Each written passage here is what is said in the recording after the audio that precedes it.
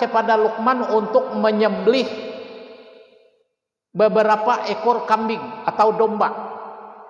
Jadi ujar tuannya, wahai Luqman, bila kamu selesai memotong itu binatang, ambilkan untukku yang paling enak dari tubuh binatang itu. Maka Luqman mengambil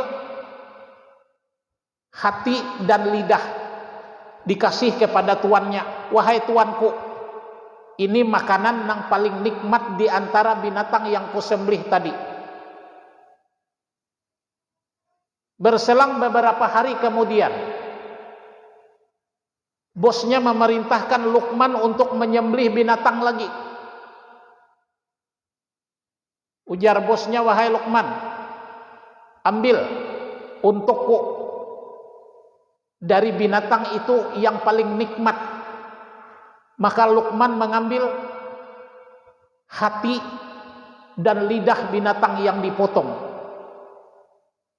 Setelah sampai kepada bosnya, bilang bosnya, Luqman, kenapa ikam 2 kali kuperintahkan menyuruh daging yang paling nikmat dari binatang itu kamu ambil dengan jenis yang sama?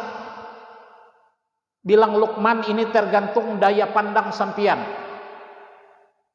Kalau sampian artinya bisa memanfaatkan hati dan lidah ini sebaik-baik mungkin, maka kehidupan sampean menjadi baik. Tapi kalau sampean tidak bisa menempatkan dalam hati kalian sesuatu yang baik, maka perjalanan hidup akan menjadi tersesat. Karena hidup manusia sebenarnya dikendalikan oleh hati. Makanya ada hadis yang mengatakan, bila segumpal darah itu baik, kata Nabi, maka baiklah perjalanan hidup manusia itu. Tapi bila segumpal darah itu tidak baik, maka manusia itu akan tidak baik perjalanan hidupnya. Begitu juga dengan lidah. Lidah memang makanan yang paling nikmat. Tetapi kalau lidah itu tidak bisa ditempatkan sebagaimana mestinya, maka ia dituntut pertanggungjawabkan di sisi Allah. Justru lidah inilah yang paling banyak mengundang dosa dan maksiat di dalam kehidupan kita. Nah, jadi terhadap 2 alat yang ada pada tubuh kita, hati dan lidah, bujur-bujur kita menjaganya. Karena baiknya hati seseorang tergambar dari lidahnya. Kalau lidahnya itu berkata baik, berarti isi hatinya baik. Kalau lidahnya mengatakan itu tidak baik, berarti isi hatinya tidak baik. Oleh karena itu kita memohon kepada Allah agar dibimbing oleh Allah untuk menyempurnakan hati dan lidah kita. Karena manusia itu baik atau tidak tergantung pada hati dan lidah. Selanjutnya, Luqman menasihatkan kepada anaknya, wa idz qala Luqmanu li abnihi wa huwa ya'izuhu ya bunayya la tusyrik billah inna syirka la zulmun azim. Dan ingatlah ketika Luqman berkata kepada anaknya di waktu ia memberi pelajaran, wahai anakku, kata Luqman, janganlah kamu mempersekutukan Allah. Sesungguhnya mempersekutukan Allah itu kezaliman yang sangat besar. Surah Luqman ayat 13. Nah, jadi nasihat Luqman ini dilukiskan oleh Allah, jangan mempersekutukan Allah di dalam hidup. Wa wasainal insana biwalidayhi hamalat ummuhu wahnan ala wahnin wa pisaluhu fi amaini amaini skurli wali walidaika ilayyal masir. Dan kami perintahkan kepada manusia untuk berbuat baik kepada kedua ibu bapanya. Ibunya telah mengandung dalam keadaan lemah dan bertambah lemah dan menyapihnya dalam 2 tahun, dan bersyukurlah kepadaku dan kepada kedua orang tuamu dan kepadakulah kamu dikembalikan. Nah, jadi pesan Luqman dengan anaknya itu, pertama, jangan mensekutukan Allah. Kedua, disuruh bersyukur kepada kedua ibu bapak. Kalau kita berbicara masalah menyekutukan Allah, innas syirka lazulmun azim, sesungguhnya mempersekutukan Allah adalah benar-benar kezaliman yang besar. Nah, kita kalau berbicara masalah syirik, menyekutukan Allah, mungkin kita sulit untuk paham dan mengerti. Tetapi saya ingin mencoba menyampaikan bentuk-bentuk kesyirikan yang nyata dalam kehidupan kita sehari-hari. Dan kesyirikan ini erat kaitannya dengan budaya kita sehari-hari, khususnya pada masyarakat Baritu. Jadi bentuk yang dilarang oleh agama kesyirikan, misalnya 1, tatayur. Tatayur ini percaya kepada bunyi burung.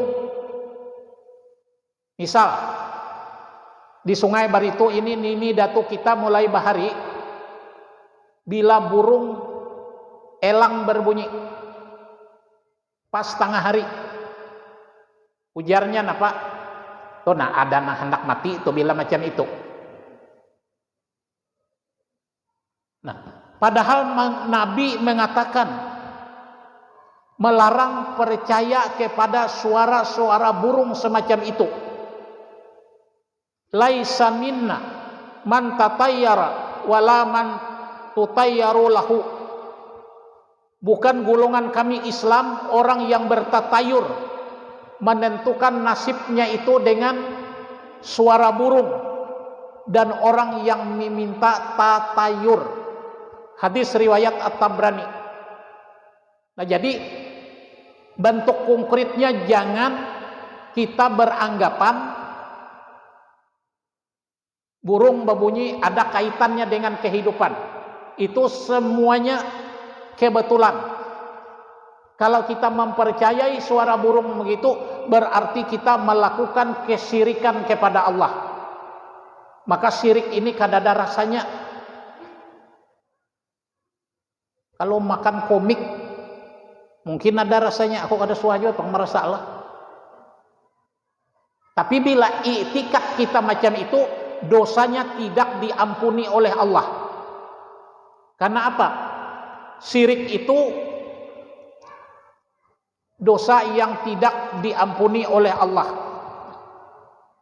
Yang kedua, bentuk pekerjaan yang bisa dikatakan kesyirikan itu tawakilul jin,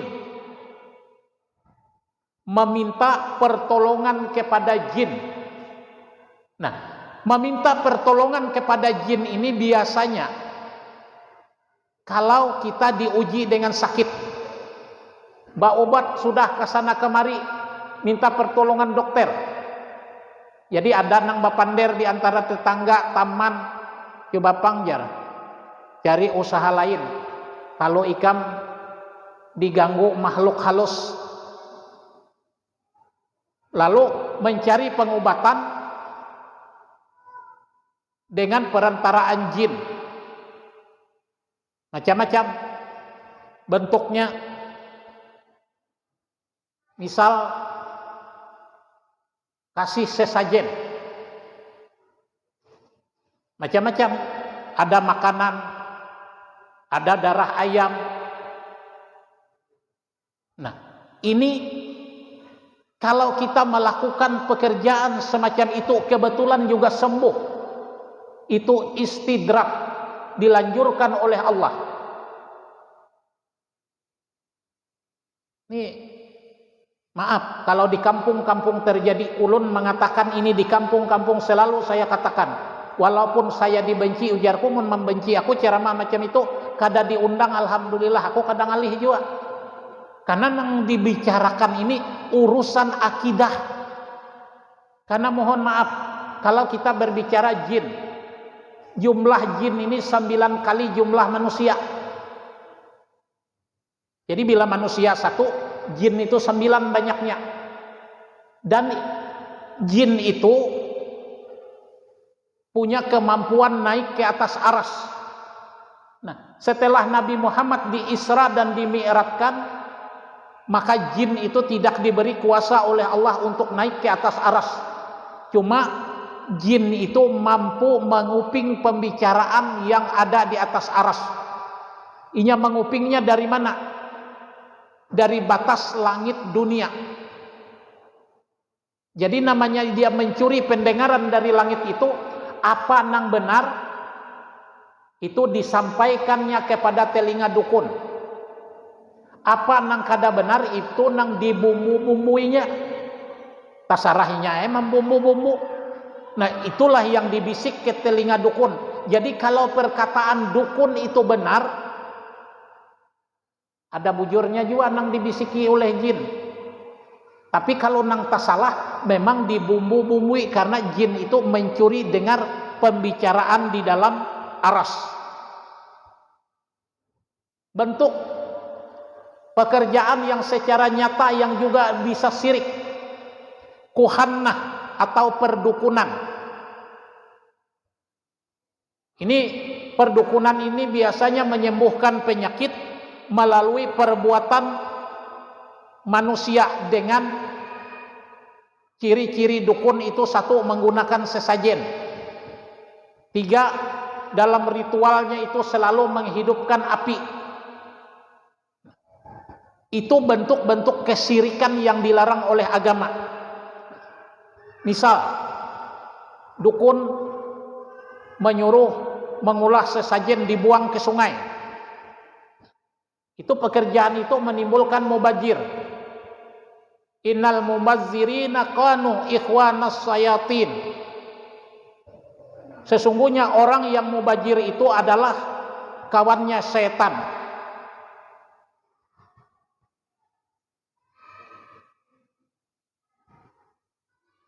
Penyembuhan dukun juga memakai penyembuhan dengan minyak.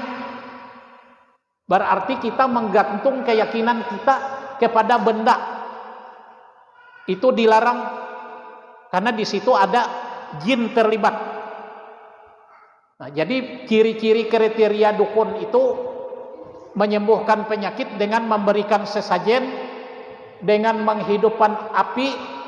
Nah, itu dilarang oleh agama. Jadi kalau kita punya penyakit, kalau kita berobat yang disyariatkan oleh Islam. Karena tuntunan Rasulullah jelas, yang mana nang boleh, nang mana nang kada.